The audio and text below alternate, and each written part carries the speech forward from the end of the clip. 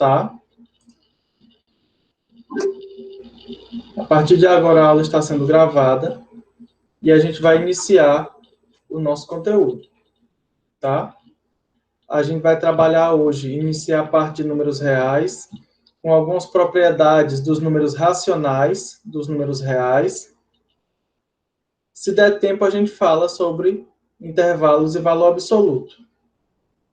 Mas, como eu já falei na apresentação da disciplina, a gente vai ter, nesse primeiro bimestre, a parte de números reais e funções, até a parte limite e continuidade. A gente vai ver isso tudo nesse primeiro bimestre. Hoje à tarde já vão ser postados os primeiros exercícios, as primeiras atividades avaliativas. Como eu já falei antes, todas as semanas vocês vão receber uma lista de exercícios e, no final, vai ter uma nota específica para as listas de exercícios. E, ao final de cada mês, a gente faz uma avaliação. No segundo bimestre, a gente vai ver as derivadas, aplicações de derivada, integrais e aplicações de integrais definidas. E aí a gente encerra o nosso curso de Matemática 2. Para todos vocês, como eu já tinha dito antes, vocês vão ter que estudar, vocês vão ter que assumir cada vez mais um papel de protagonista e vão ter que estudar mais e cada vez mais sozinhos, tá bom?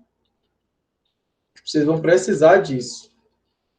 Porque o professor ele vai ser mais um facilitador. Não dá para esperar só as aulas do professor Gerson para você estudar depois que teve a aula, não, viu? Não façam isso. Pessoal, para começar nossa aula, a gente vai fazer uma revisãozinha sobre alguns símbolos.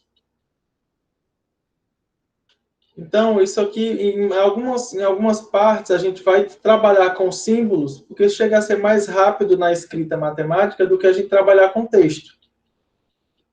Então, olha, os símbolos de igual e diferente, pertence, não pertence, maior e menor, maior igual, menor igual.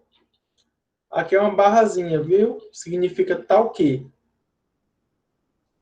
Aqui é como se fosse um A de cabeça para baixo. Ó.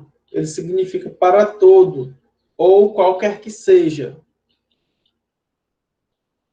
Esse Ezinho, ao contrário, significa existe, quando ele vem cortado, não existe. Esse aqui é o símbolo do vazio. O símbolo de infinito, a gente vai utilizar muito ele nesse curso. Aqui o símbolo de implicação, que é uma seta. Quando você diz que uma coisa implica em outra.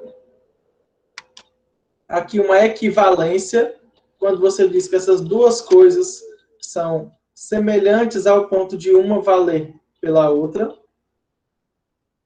Aqui, ó, está contido. Aqui está contido propriamente. Quando eu falo em contido propriamente, é um contido, mas não é igual, tá? Ele está dentro, mas não é igual. Ele é simplesmente um subconjunto próprio. Aqui o símbolo de somatório, que é a soma dos elementos. Aqui o símbolo de integral, que a gente vai trabalhar um pouco mais à frente, daqui um mês e pouco, uns 2 meses. Aqui o símbolo dos números, ó, os naturais, os racionais, os reais e os inteiros. Aqui vocês vão ler com calma. Essa primeira parte aqui é uma parte bem mais teórica. Então, o que é que vai ter que acontecer? Vocês vão ter que sentar para ler. Tá bom? Então, ó, todos vocês já devem estar habituados aos números naturais. Todos. Nós já passamos por matemática 1. Então, aqui, eu vou fazer uma revisão rápida do que são os elementos e das propriedades. O restante, vocês vão ler com calma, que aqui fala de um pouco mais de contexto histórico, da construção dos números naturais. Aqui fala das principais propriedades, fala que todo número, que o 1 é o primeiro número natural. Na época da construção dos números naturais, um matemático, que ele chamado de Peano, ele definiu os naturais começando do 1.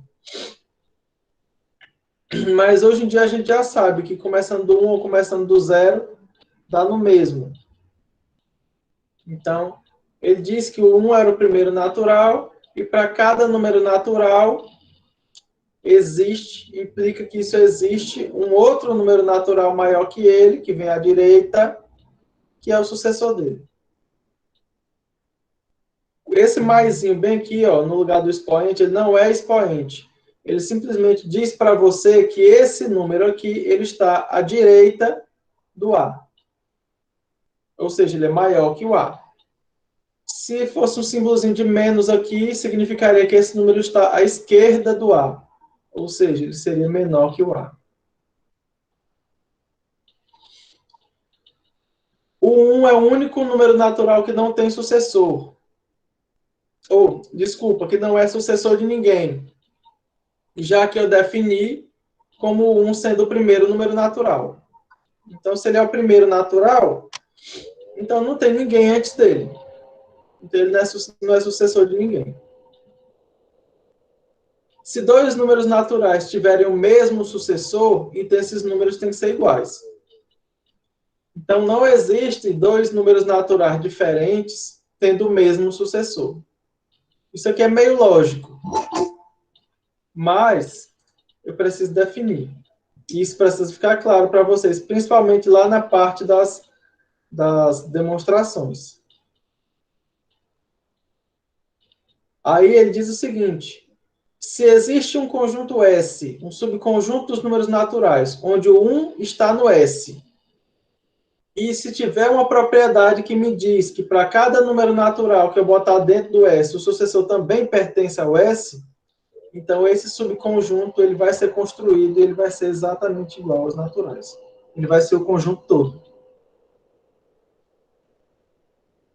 Tá certo? Se o primeiro elemento tá, e se para qualquer número natural que eu botar lá dentro, o sucessor dele também tá, então isso já me garante que por uma indução eu vou ter todos os naturais dentro desse conjunto. Vem o primeiro princípio que eles chamam de princípio de indução finita. Aqui está o princípio da indução completa. Na verdade, o nome que vocês vão encontrar na hora de uma busca é princípio de indução finita. Ele trabalha muito essa última propriedade aqui, ó. Ela serve justamente para mostrar algumas propriedades, para demonstrar a validade de algumas propriedades dessas. Para que a gente vai precisar demonstrar algumas propriedades, pessoal? Para vocês começarem a entender que, apesar de que alguma coisa pareça ser lógica, pareça ser verdade, que você fez alguns testes, 1, 2, 3 testes, deu certo, isso não te dá garantia de que vale para todos os elementos, de que vale para todo mundo. Então, a gente precisa provar. Isso vale não só para matemática, isso vale para qualquer que seja a área do conhecimento. Você só consegue dizer que uma coisa é verdade depois de você fazer os testes, depois de você comprovar a validade dessa sua tese. Aí você pode dizer que vale para todo mundo. Então, até lá, não vale. Se valer para quase todo mundo e não valer para um único elemento, então você não pode dizer que vale para todo mundo. Ou é para todo mundo, ou não é para ninguém. Não existe um meio termo, a não ser que você estabeleça as restrições. Tá? Então, o princípio de indução finita, ele diz o seguinte: considere uma proposição P aplicável aos naturais. Ou seja, você está com uma ideia de que se você aplicar para os números naturais, isso dá sempre certo. Então, você precisa comprovar que essa sua ideia é verdadeira. Como é que você comprova? Você mostra que vale para o primeiro elemento. Como a gente definiu que o 1 é o primeiro natural, Então, eu tenho que provar que essa propriedade, que essa proposição que eu quero comprovar, que ela vale para o primeiro elemento. Ou seja, que ela vale para o número 1. Provou que ela vale para o 1? Ótimo. Aí você vai para o próximo.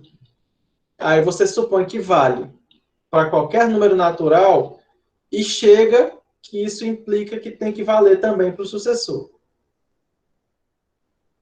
Então, se vale para o primeiro elemento, e se para independente de qual natural você pegar, se isso implicar que também vale para o sucessor dele, então vale para os naturais completos. Então vale para todo mundo. Tá certo? Eu vou fazer um exemplozinho agora.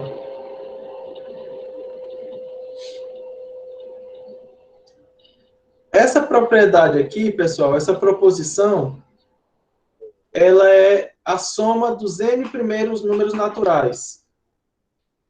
Ele me diz o seguinte: ele quer mostrar, ele quer provar que independente de até qual número eu esteja somando, independente. Se eu somar, por exemplo, os 100 primeiros números, bem aqui vai aparecer o n igual a 100, vai ser o p de 100. Eu aplico o 100 no lugar do n e eu já garanto direto que a soma do 1 até o 100 vai dar isso aí. Ah, mas se eu quiser até o 1000, então no lugar do n você bota 1000. Resolve a fraçãozinha aqui rápida e já acha o valor dessa soma. Para você não ter que ficar somando de um por um, até o 1000. Mas será que isso é verdade? Se eu não quero ficar testando até o 1000, será que não tem algum número onde eu aplico aqui e o resultado não dá verdade? Não dá certo? Se fosse com vocês, o que é que vocês acham? Eu quero mostrar que isso aí vale para qualquer número natural. A gente tem uma infinidade de números naturais, são infinitos. Como é que eu provo que vale para todo mundo? Como é que eu garanto que não vai ter um número que é o enjoado, que só para ele não vale? Se valer para o restante e não vale para um, eu não posso dizer que vale para todo mundo. Então, se tiver esse chato, eu tenho que tirar ele da brincadeira. Então, é isso que a gente vai fazer. A gente vai provar primeiro. Já que o 1 é o primeiro elemento, eu vou mostrar que para o 1 dá certo. Se o 1 é o primeiro elemento, só tem um elemento, então essa soma tem que ser 1, né? Então, no lugar do n, eu vou botar 1, vai dar 1, só tem um elemento, então essa soma tem que ser 1, né? Então, no lugar do n, eu vou botar 1, isso aqui vai dar 1 vezes. O tamanho tá bom, pessoal? Me digam aí. O tamanho tá bom, o áudio tá bom? Sim. Tá, beleza. Então, vamos mostrar que o P de 1 é verdade. Ó. No lugar do N, eu vou botar 1. Isso aqui vai dar 1 vezes 1 mais 1, que é 2.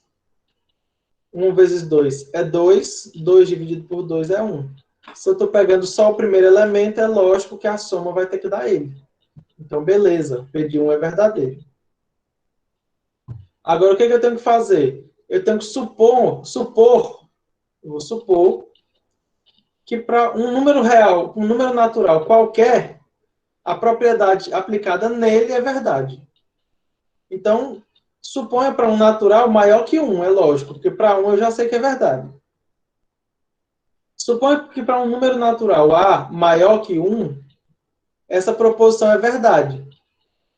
Então, o P de A é isso aqui, ó. É o A vezes A mais 1 por 2, que é verdadeiro. Então, eu estou supondo que isso aí é verdade. Se isso aqui é verdade, eu tenho que mostrar que o fato disso aqui ser verdade vai fazer com que o do sucessor dele também seja. Então, vamos lá. Quem é o P de A? É a soma dos A primeiros números naturais, do 1 até no A. Quem é o P do sucessor? É somar todo mundo até o sucessor do A. Olha, mas a soma do 1 até no A, a gente já está supondo que é verdade. A gente está supondo que dá isso. Então, eu vou substituir bem aqui, ó. Quando eu substituir, isso aqui vai dar A vezes o A mais 1. Só que o A mais 1 é quem? Ele é o sucessor do A. Então, ele vai ser o A com mais 1. Ó. Então, vai dar isso aqui. Colocando o A mais em evidência, ó, vai ficar o A mais vezes A mais 2. O A mais 2 é justamente o sucessor do A mais 1. Ele é o sucessor desse A mais aqui. Então, olha que aparece exatamente o P do A sucessor.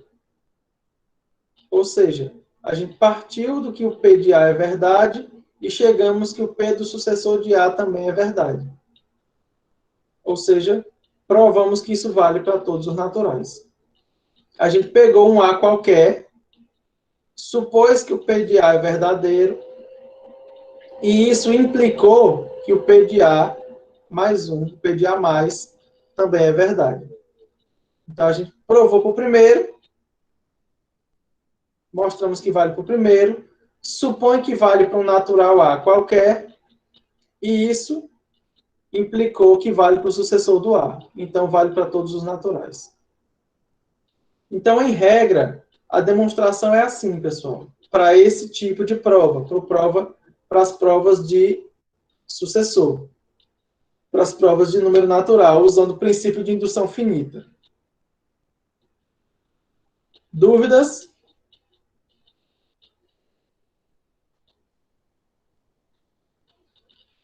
Sim, não, não sei. Ainda não.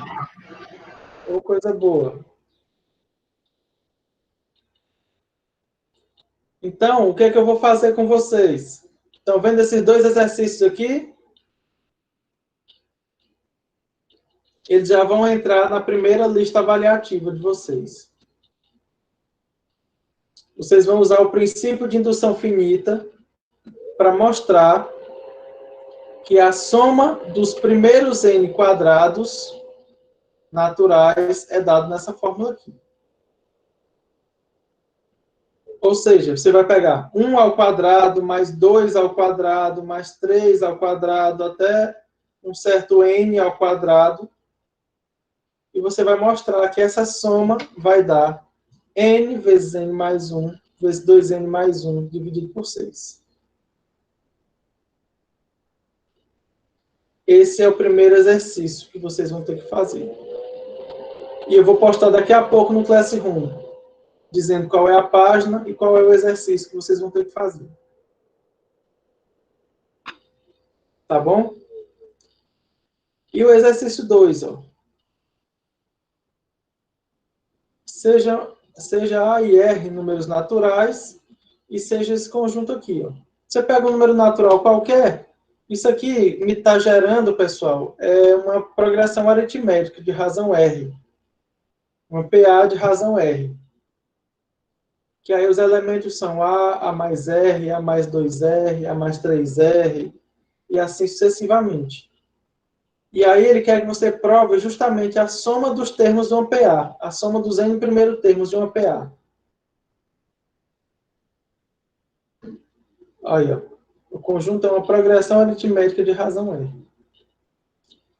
Esses dois exercícios aqui, vocês vão fazer, tá bom? Eu vou postar no Classroom daqui a pouco. Daqui a pouco vocês vão receber o link e a data. Qual seria um dia bom para vocês me entregarem? Esse daí.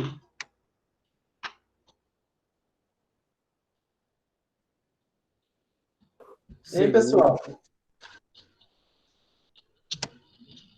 Qual seria um dia bom? Até a próxima aula é bom, né, não, professor? Tem um Até dia a antes. próxima aula. Eu não sei, o pessoal. Professor, mais ou menos isso, porque eu entrei um pouquinho atrasada na aula, eu não entendi 100% o assunto. Eu vou dar uma olhadinha depois na aula gravada para ver se eu consigo responder. Então, eu queria que tivesse um tempinho pelo menos razoável para a gente tentar responder. Se possível, né? Não, o tempo sempre vai ser dado. O tempo sempre vai ser dado. Isso resta saber se vocês vão saber fazer a gestão desse tempo. Então, não deixem para a última hora, não. Eu digo, mas eu sei que vocês não vão me escutar. Não deixem para a última hora. Se eu disser, olha, vocês têm até segunda para me entregar, a maioria vai começar a fazer isso aí segunda. Então, não façam isso não, viu? Eu vou dar o prazo até a véspera da próxima aula. Então, se a nossa aula é terça, vocês têm até segunda de noite para fazer. Vou dar esse voto de confiança para vocês, tá? Então, isso aqui são as duas primeiras questões. Lembrem, toda semana vocês vão receber uma lista com 5. Agora que foi 2, ó. Então, vamos já chegar nas outras. No final da aula, eu digo para vocês. Então, para resolver essa equação aqui, ó, para resolver algumas equações, a gente precisa ampliar um pouco mais o conjunto dos naturais, que é incluindo os números negativos e o zero. Para a gente começar a entender que cada um dos naturais representa quantidade, então eu preciso incluir o zero para mostrar a ausência dessa quantidade, e eu preciso incluir os negativos, porque já que os positivos representam quantidade, representam eu ter uma quantidade, os negativos têm que apresentar uma ausência dessas quantidades, uma falta. Então, é como se eu estivesse pagando e recebendo, é como se eu estivesse para receber ou devendo. Então, tem algumas outras complicações que os números naturais não conseguiam resolver sozinhos. Então, a gente incluiu os naturais, só que com outro sinal, são os negativos, e incluímos o zero. Com isso, a gente compõe um novo conjunto, que é o conjunto dos números inteiros, tá? O conjunto dos números inteiros, e a gente consegue definir operações com esses números inteiros, adição e multiplicação. A gente tem a subtração, só que a subtração é uma soma, com o elemento oposto, que é o de sinal trocado. Então, não deixa de ser uma adição também. Então, a gente garante o seguinte: se você vai somar dois números inteiros, se eles têm mesmo sinal, você mantém o sinal e soma as quantidades. Se eles têm sinais diferentes, você vai pegar o maior, subtrai do menor e mantém o sinal do maior. Isso para soma. Para multiplicação, é um pouquinho diferente. Aí você vai fazer aquele joguinho do sinal. Se eles têm mesmo sinal, então o resultado é positivo e você multiplica os números. Ele vai dar o resultado. Se eles têm sinais diferentes, e aí o resultado vai dar negativo e você multiplica os números. A gente deve observar que todo número natural também é inteiro. Porque se os positivos estão dentro aqui dos inteiros, ó, então os naturais estão aqui dentro. Então todo natural também é inteiro. Então a gente ganha a primeira relação de contenção, de contido. Os naturais estão contidos nos inteiros. E aí a gente diz que o natural é um subconjunto dos inteiros. Uma outra operação que já dá para ser feita é uma operação de divisão. Só que quando eu trabalho com naturais e com inteiros, a gente só tem divisão exata ou divisão inexata. Aqui ainda não existe número com vírgula.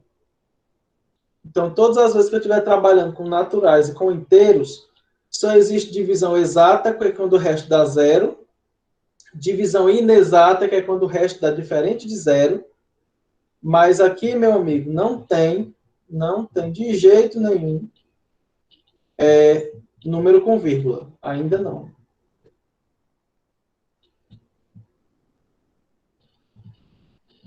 Certo? Justamente por causa dessa divisão aí, da exata e da inexata, essa sobra de elementos aí, eu preciso saber o que é que eu faço com ela. Foi para isso que foram criados alguns números a mais, que são chamados de números racionais. São os números com vírgula. São os números que geram uma divisão exata, só que o quociente tem vírgula, ou números que apresentam as chamadas dízimas periódicas, que são números que dizem, que me mostram que mesmo tendo representação decimal infinita, eu sei o que vai acontecer com esses números. Por exemplo, 2,343434 e assim sucessivamente. Eu sei que a representação ela é infinita, porém, eu sei quais são os números que vão sempre aparecer. Isso são chamados de dízimas periódicas, e isso também são números racionais. A gente vai entender um pouquinho mais à frente e encontrar as frações geratrizes, que geram essas dízimas. Pessoal, vocês estão me vendo? A câmera está ligada, tá? Tá sim, professor. Ah, que bom. Nós vamos fazer uma aula também onde todas as câmeras de vocês vão estar ligadas, viu? Eu quero ver a cara de todo mundo com a cara inchada de sono ainda. Certo. Eu acho que você vai se arrepender.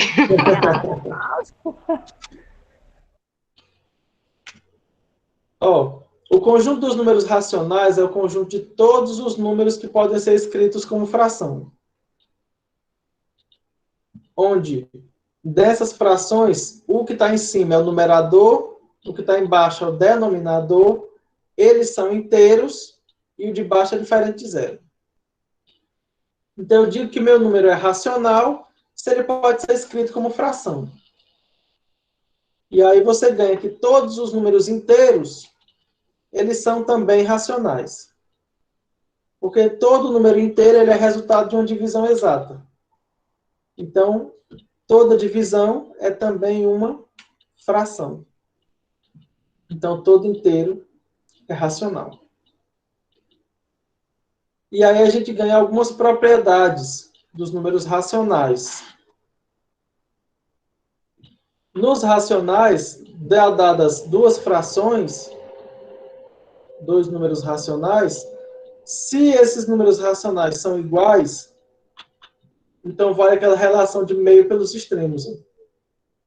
Aquela brincadeirinha lá da regra de 3 que você sempre faz, isso aqui é uma propriedade dos racionais. Você só pode fazer lá porque aqui vale. Então, P vezes N é igual a Q vezes N. Isso vale por causa da propriedade dos racionais. Uma consequência é que cada número racional pode ser representado por uma infinidade de maneiras, que elas são chamadas de frações equivalentes. Tá? Pessoal, só um minutinho, tá? Alguém me ligando aqui, tá travando minha tela. Só um segundo.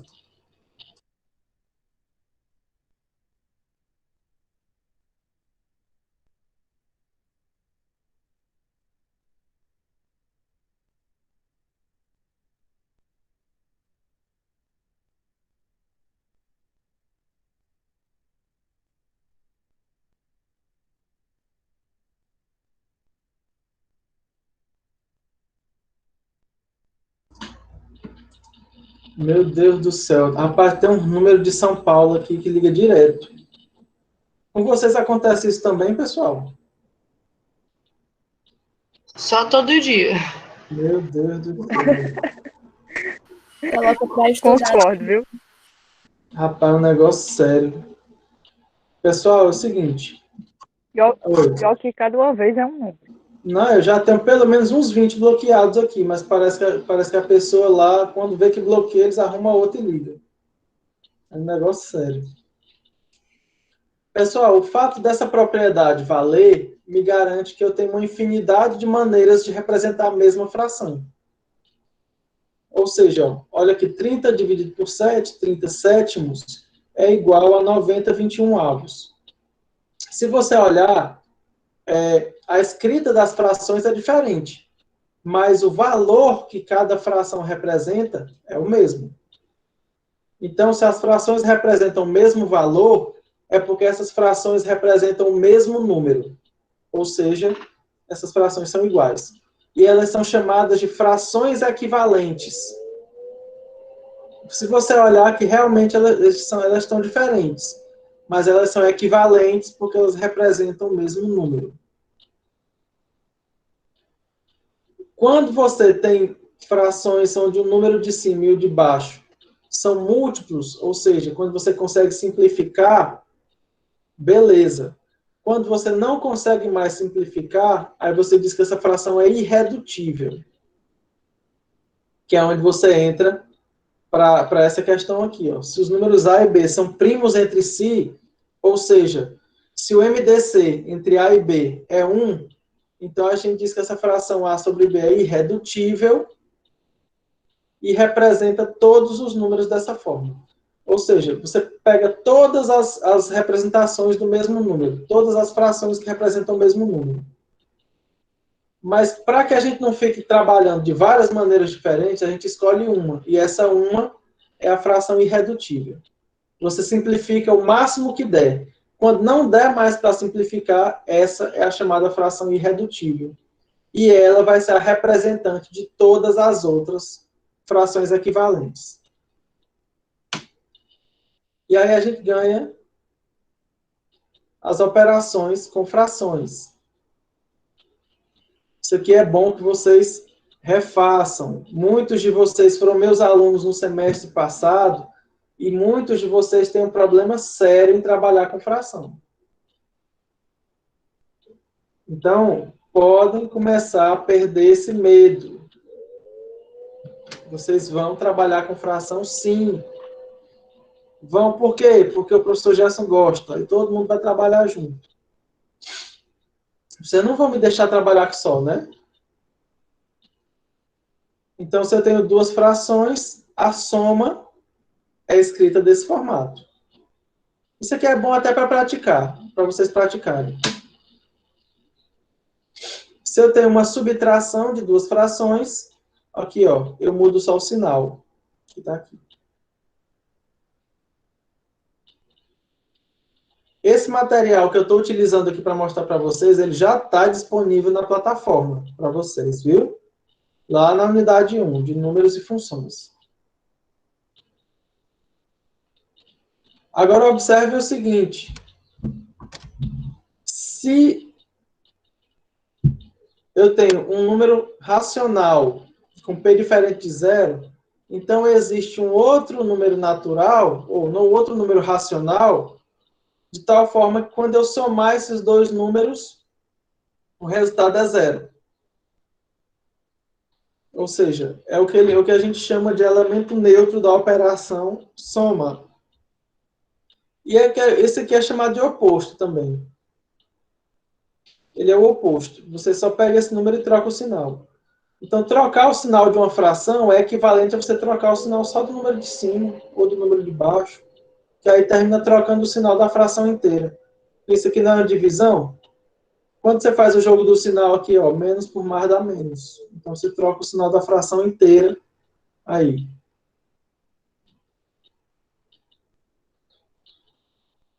E aí a gente diz que o zero dos números racionais, ele é uma fração onde o numerador é zero. Tá claro, pessoal?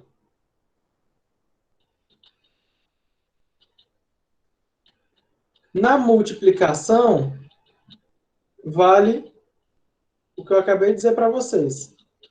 Se eu estou multiplicando duas frações, você multiplica o de cima pelo de cima e o de baixo pelo de baixo.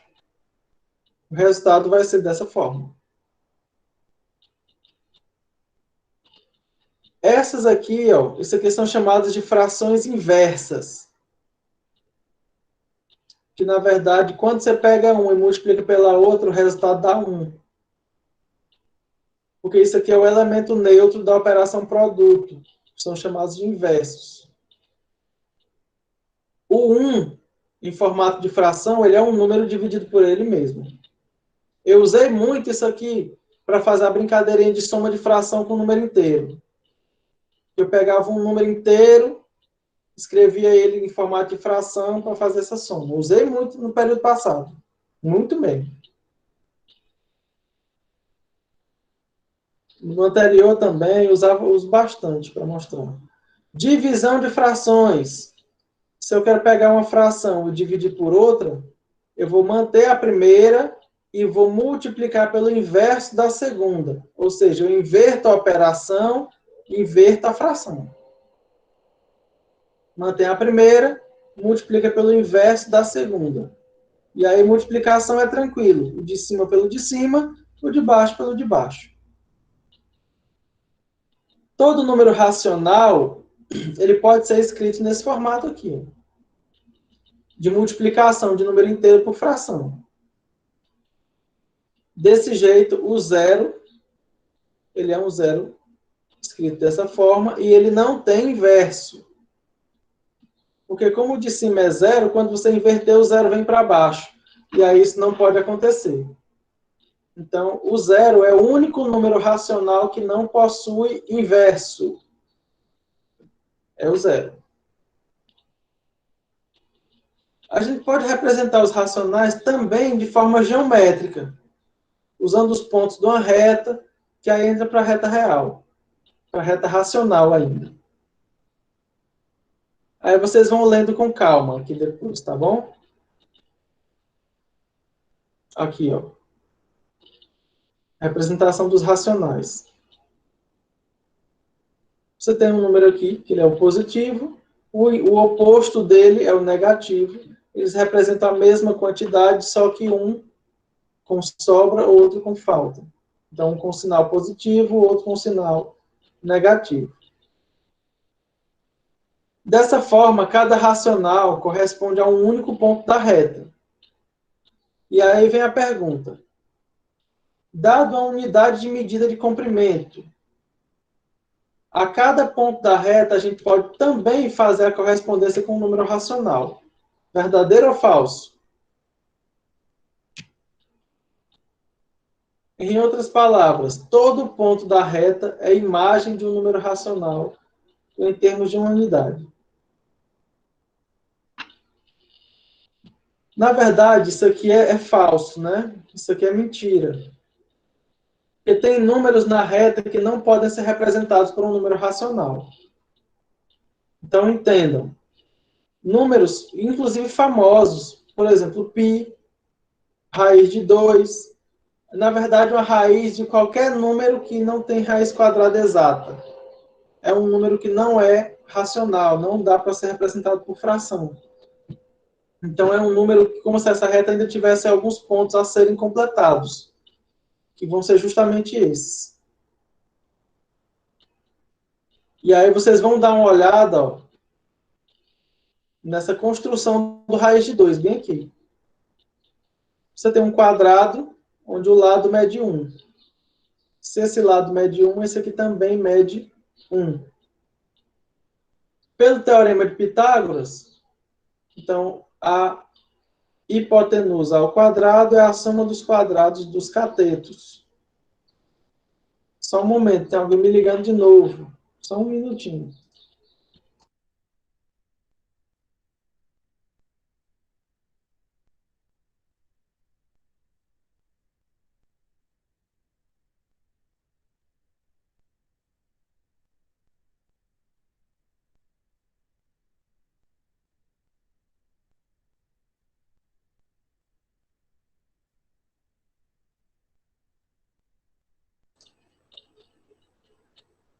Oi.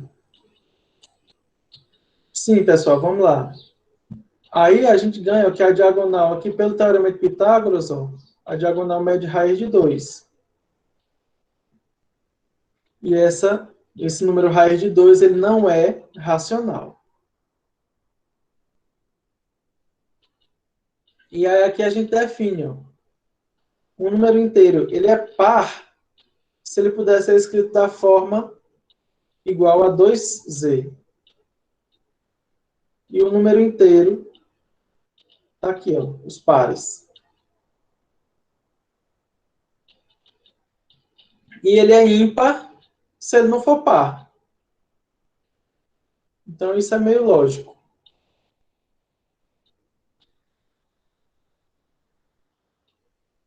Vamos para a primeira proposição. Dado um número inteiro A, então se A é par, se somente se isso aqui acontecer. E aí você ganha a primeira demonstração dos números inteiros. Aqui é a ida, a primeira implicação.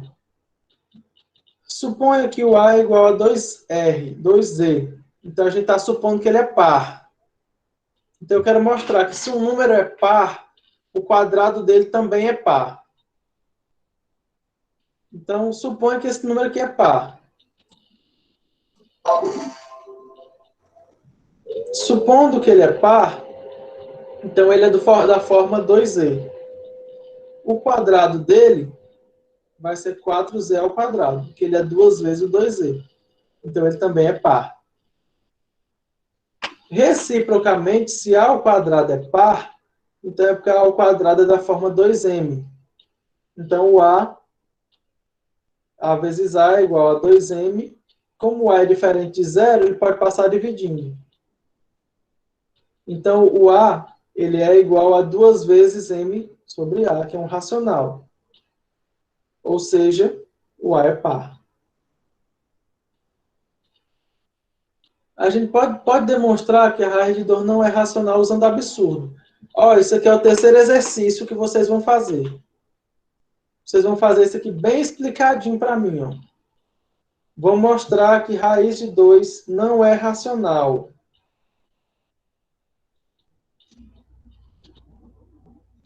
Mostrar que raiz de 2 não é racional. Vocês vão ler com calma, vão explicar bem direitinho para mim por que raiz de 2 não é racional. E daí a gente conclui que existem pontos na reta que não são correspondentes de números racionais. Esses pontos eles representam geometricamente um outro conjunto, que é o chamado conjunto dos irracionais. Usualmente, não é tão fácil você descobrir se um número é racional ou irracional, embora a gente saiba que existe. Tá? Os racionais e os irracionais sempre existem, mas os racionais nem sempre. Nem sempre é fácil você descobrir. E aí o conjunto dos números reais é o conjunto de todos os racionais mais os irracionais que não aparecem, que não estão tão claros assim. Tá bom? Pessoal, vamos dar uma pausazinha de 10 minutos, que eu estou com a garganta doendo. Tá? Vamos dar uma pausazinha. Eu vou parar a gravação, daqui a pouco a gente continua.